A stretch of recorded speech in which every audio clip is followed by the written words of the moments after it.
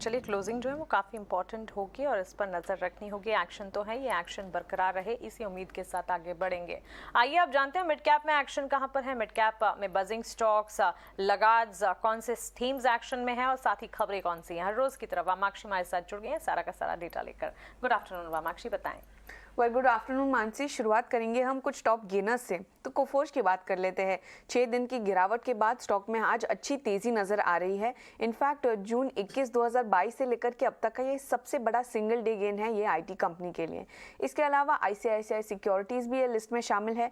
2 दिन की गिरावट के बाद स्टॉक आज टॉप गेनर्स में शामिल है और इनफैक्ट कंपनी का अगस्त 17 2022 से लेकर के अब तक का ये सबसे बड़ा सिंगल डे गेन है।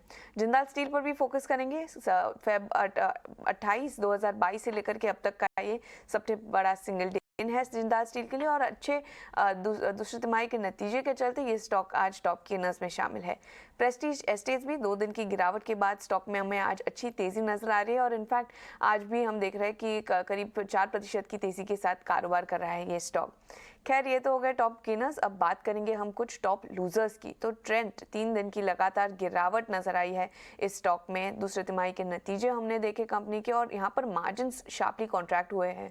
17.8% से 13.1% पर आ चुके हैं और इसी के चलते हम देख रहे हैं स्टॉक में आज दबाव नजर आ रहा है।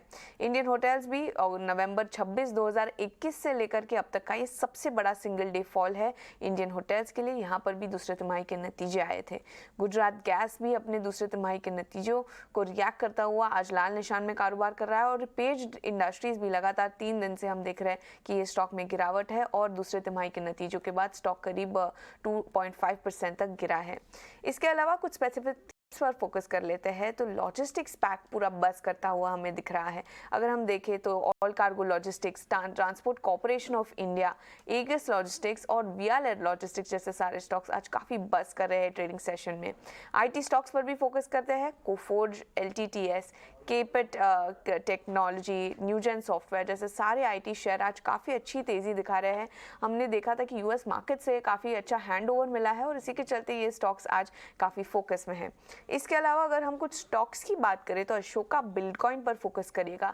कंपनी को प्रोविजनल सर्टिफिकेट सीओडी मिला है उनके NHAI प्रोजेक्ट के लिए। ये प्रोजेक्ट उनके सब्सिडरी द्वारा एग्जीक्यूट किया है और ये जो उनका डिक्लेरेशन होगा सीओडी का, उसी के चलते वो एन्युटी पेमेंट्स रिसीव करने के एलिजिबल हो गए हैं।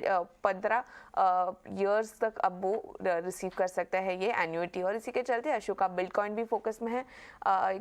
स्टॉक में अच्छी तेजी नजर आ रही है। और एंजल वन की तरफ से एक अपडेट है। प्रतीक मेहता ने चीफ बिजनेस ऑफिसर की पोस्ट उन्होंने भरी है, वो नियुक्त हो गए हैं चीफ बिजनेस ऑफिसर और ये है सारे मिड कैप एक्शन वाले स्टॉक। एब्सोल्युटली वामाक्षी, शुक्रिया। ढेर सारे स्टॉक्स हैं और थीम्स भी हैं और ये सारे के सारे हमें बताने के लिए आपका शुक्रिया। अशोका बिल्डकॉन, एंजल वन तो खबरों के दम पर फोकस में है, लेकिन विकास लॉजिस्टिक्स स्पेस से शुरुआत करना चाहूँगी। अच्छी खासी तेज़ी हम देख रहे हैं और लगातार 2 सेशन से लॉजिस्टिक्स स्टॉक्स में गेनिंग मोमेंटम है। अलकार्गो लॉजिस्टिक्स करीब 5% की तेज़ी के साथ ये मोमेंटम आगे भी बरकरार रहेगा।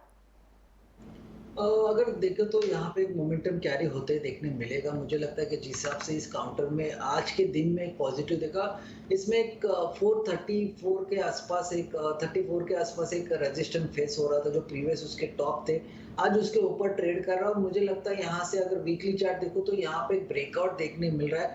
मुझे लगता है अगर ये जाते जाते यहाँ पे 440 के ऊपर भी ऐसे जाके क्लोज होता है तो मुझे लगता है कैरी होगा।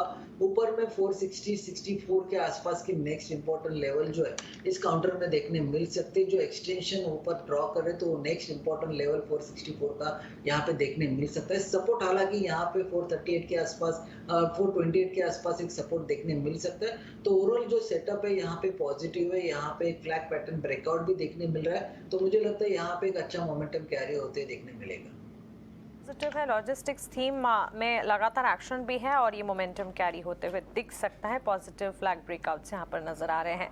लेकिन एक बार mid cap IT stocks TV screen पर लेकर आते हैं। Coforge, L&T technology services, KPIT technologies और न्यूजेन सॉफ्टवेयर, इन स्टॉक्स को देखिए क्या मजबूती के साथ आज ट्रेड्स नजर आ रहे हैं और ये मजबूती जो है ग्लोबल फैक्टर्स से आती हुई दिख रही है। नैस्डैक जो कि टेक्नोलॉजी हैवी काउंटर है, वहाँ पर मजबूती दिखी, उसका एक पॉजिटिव इम्पैक्ट है।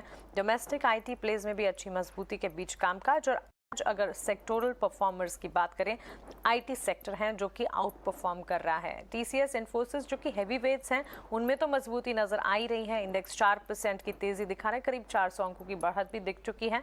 और इनफैक्ट 14 सितंबर 2020 के बाद के सबसे बड़े लेवल्स या कह सकते सबसे बड़ा उछाल है जो कि आईटी सेक्टर में नजर आ रहा है। इन हैवी वेट्स के साथ विकास मिड कैप आईटी प्लेज में भी अच्छी मजबूती है।